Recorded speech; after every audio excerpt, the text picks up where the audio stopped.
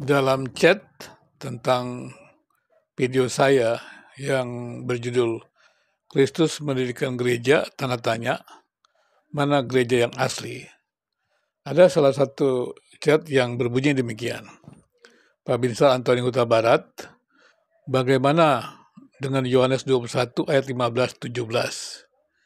Itu Yesus memberikan tugas gembala kepada Simon Petrus atau kepada pengakuan iman? Dia katakan begitu.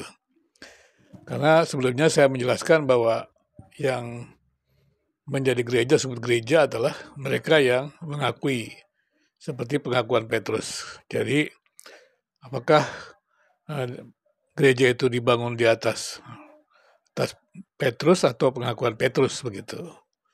Maksud saya adalah di situ saya jelaskan bahwa di pengakuan Petrus. Jadi bukannya Petra batu karang, karena batu karang itu saya jelaskan di video saya adalah Yesus. Jadi gereja itu adalah orang-orang atau individu yang mengakui Yesus adalah Mesias, Yesus adalah Juru Selamat. Dan mereka kemudian disatukan di dalam sebuah komunitas gereja. Begitu, pada awalnya adalah dia sebuah komunitas misioner. Tetapi yang harusnya yang masuk adalah gereja yang sejati adalah orang yang mengakui bahwa Yesus adalah Mesias, adalah Juru Selamat. Kemudian saya juga tidak tahu apa maksud pertanyaan ini, tapi apakah ini maksudnya adalah terkait dengan bahwa Katolik yang mengatakan bahwa kepausan merupakan kelanjutan dari Petrus. Saya tidak tahu ya. Jadi teman-teman Katolik jangan terlalu merasa saya sedang masuk dalam ajarannya, saya tetap menyuarakan suara Protestan. Jadi pertanyaannya ada tadi saya katakan, bagaimana dengan Yohanes 21 ayat 15-17? Yesus memberikan tugas pengembalaan. Apakah tugas pengembalaan itu kemudian maksudnya adalah kepada kepausan atau pengakuan iman? Saya akan menjelaskan. Kalau kita membaca kitab Yohanes pasal 21, di situ dijelaskan bahwa Yesus menampakkan diri kepada murid-muridnya di pantai Danau Tiberias. Dan kemudian ketika mengatakan dalam ayat ke-15-17, saya bacakan saja supaya jelas begini.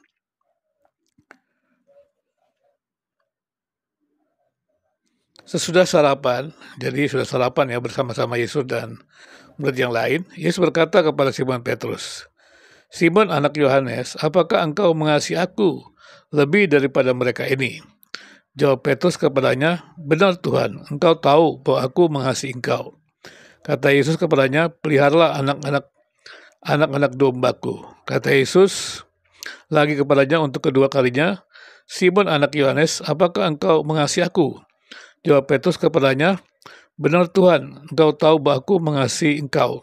Kata Yesus kepadanya, "Gembalakanlah domba-dombaku." Kata Yesus kepadanya untuk ketiga kalinya, "Simon anak Yohanes, apakah engkau mengasihi aku?" Petrus pun merasa sedih karena Yesus berkata untuk ketiga kalinya, "Apakah engkau mengasihi aku?" Dan dia berkata kepadanya, "Tuhan, engkau tahu segala sesuatu, engkau tahu bahwa aku mengasihi engkau." Kata Yesus kepadanya, "Peliharalah domba-dombaku. Sesungguhnya aku berkata kepadamu, ketika engkau masih muda, engkau mengikat pinggangmu sendiri dan berjalan ke tempat yang engkau kehendaki.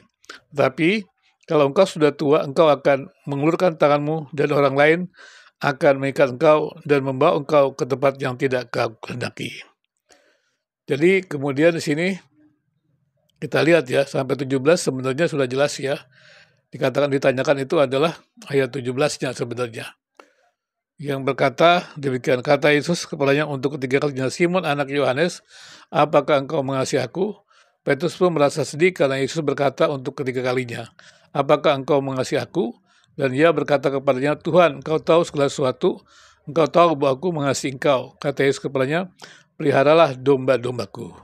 Pertanyaannya adalah, apakah ini tugas gembala kepada Simon Petrus atau pengakuan iman? Tadi saya katakan konteksnya ini adalah di dalam bersama-sama dengan murid-muridnya. Kemudian juga pertanyaan dikatakan, "Apakah engkau mengasihi aku?" Di situ itu pertanyaannya menarik sekali dikatakannya, bahwa seakan-akan ada masalah dalam teman-teman dengan murid-murid yang lain. Tapi kalau kita lihat tidak ada sebenarnya. Jadi tidak ada masalah bahwa murid-murid Tuhan Yesus tidak mengasihi Yesus. Petrus juga mengasihi Yesus. Kemudian kenapa pertanyaan itu diungkapkan? Kita masih ingat ketika Petrus selalu mengatakan bahwa dia itu adalah orang yang setia, yang akan tetap mengikuti Yesus. Bahkan dia katakan walaupun para muridnya akan meninggalkan Yesus, dia akan tetap bersama dengan Yesus. Bahkan dikatakan juga bahwa dia akan menyerahkannya nyawanya bagi Yesus. Jadi klaim-klaim dari Petrus yang luar biasa inilah yang kemudian dipertanyakan kembali atau diingatkan kembali kepada Petrus. Jadi bukan berarti Petrus itu lebih mengasihi Tuhan Yesus dibandingkan teman-teman, tidak. Tapi Petrus mengklaim bahwa dia itu akan setia kepada Yesus. Dia mengasihi Yesus. Dan dia akan memberikan nyawanya kepada Yesus. Kemudian walaupun murid-muridnya meninggalkan Yesus, kata Petrus, dia tidak akan meninggalkan Yesus. Itu adalah klaim-klaim daripada Petrus. Tapi kemudian ketika dia mengklaim itu kan dikatakan juga oleh Alkitab ya. Yesus mengatakan bahwa dia akan menyangkali Yesus. Menyangkali Yesus. Dikatakan begini. Simon Petrus berkata kepada Yesus, "Tuhan, kemanakah engkau pergi?" Jawab Yesus, "Ke tempat aku pergi, engkau tidak dapat mengikuti aku sekarang, tetapi kelak engkau akan mengikut aku." Kata Petrus kepadanya, "Tuhan, mengapa aku tidak dapat mengikuti engkau sekarang? Aku akan memberikan nyawaku bagimu." Jawab Yesus, "Nyawamu akan kau berikan bagiku. Sesungguhnya aku berkata kepadamu, sesungguhnya sebelum ayam berkokok, engkau telah menyangkal aku 3 kali." Jadi itulah klaim-klaim daripada Petrus. Jadi klaim Petrus itu menunjukkan dia sangat mencintai Yesus, memberikan nyawanya bagi Yesus. Tapi jangan lupa, Yesus sudah memperingatkan kepada Petrus, dia 3 kali akan menyangkal Yesus. Dan yang penyangkalan yang dilakukan Petrus itu di depan publik. Jadi penyangkalan Petrus itu di depan publik. Dan kemudian di sini Yesus kemudian menolong Petrus ya, menerima Petrus dan juga di depan publik ya. Jadi namanya dosa-dosa publik harus diakui di publik ya. Mungkin lebih tepatnya begitu. Kemungkinan besar karena Petrus sudah melakukan dosa di publik ya, diketahui oleh semua orang pada waktu itu yang hadir dalam penyaliban bahwa Petrus menyangkal Yesus begitu. Dan kemudian berarti penyelesaiannya pengakuan dosanya kan di publik. Nah, seperti itu. Jadi menurut saya ini adalah sebuah pelayanan Yesus kepada Petrus. Di situ Petrus mengakui dosa-dosanya, ketidakmampuannya mengasihi Yesus. Dia 3 kali dikatakan, dia katakan dia mengasihi Yesus. Dia kata 3 kali, sampai 3 kali ditanya oleh Yesus dan secara 3 kali juga Petrus mengasihi Yesus. Jadi di sini memang ada yang menafsirkan bahwa 2 kali itu menggunakan kata filio, kemudian kata agape, tapi itu agak sulit dicari kebenarannya gitu. Karena itu akan kata-kata itu kadang-kadang bergantian diulangi. Kata-kata filio dan agape itu seringkali dipakai secara bergantian. Jadi sulit kalau untuk mengatakan bahwa Yesus sedang meminta Petrus untuk mengasihi dia dengan kasih Allah. Tapi lebih tepatnya adalah bagian ini bukan seperti itu. Bagian ini adalah mengingatkan Petrus bahwa dia punya klaim, bahwa dia akan mengasihi Yesus, dia akan memberikan nyawanya, dan dia akan setia kepada Yesus. Itu klaim-klaim daripada Petrus. Tapi klaim-klaim dari Petrus itu disangkal di depan publik, yaitu pada waktu dia mengenal Yesus. 3 kali sebelum ayam berkokok, Petrus menyangkal Yesus. Itu di depan publik diakui. Kalau ditanya pada waktu itu. Nah kemudian ketika di sini dikatakan Yesus menampakkan diri, dan Yesus menyelesaikan persoalan Petrus itu. Yaitu Petrus yang menyangkal Yesus itu, dia harus mengakui dosa-dosanya di depan publik. Dan kemudian ya Petrus diterima kembali pada saat itu. Jadi dalam arti kata bukan Petrus ini punya tugas gembala dari yang lain, begitu, penggembalaan dari yang lain. Ini adalah penyelesaian dosa-dosa publiknya Petrus. Jadi saya tidak setuju kalau Petrus ini dianggap tugas penggembalaan ini kemudian diturunkan kepada Paus. Saya tidak setuju. Itu urusan teman-teman Katolik lah. Tapi saya nggak menemukan bahwa itu urusannya adalah kepausan. Tidak ada di situ. Ya. Apalagi kalau kita melihat Petrus yang berkali-kali bersalah dan juga sampai sudah melayani Tuhan juga kita lihat ditegur oleh Paulus juga ketika dia tidak punya konsistensi. Dia pada waktu jemaat mula-mula kan dilaporkan juga ya di Alkitab bahwa bagaimana ketika di Galatia itu Petrus ya di depan orang apa namanya orang-orang yang menjadi Kristen dari Yunani berbeda dengan orang-orang Yahudi yang menjadi Kristen begitu. Jadi dia tidak konsisten gitu dan itu ditegur. Kalau dia tidak konsisten ya gimana dia ingin menjadi seorang yang menggembala hamba Tuhan begitu. Jadi kalau dikatakan Petrus di sini adalah tugas penggembalaan kemudian diturunkan kepada kepausan, tentu saja saya tidak setuju karena tidak ada.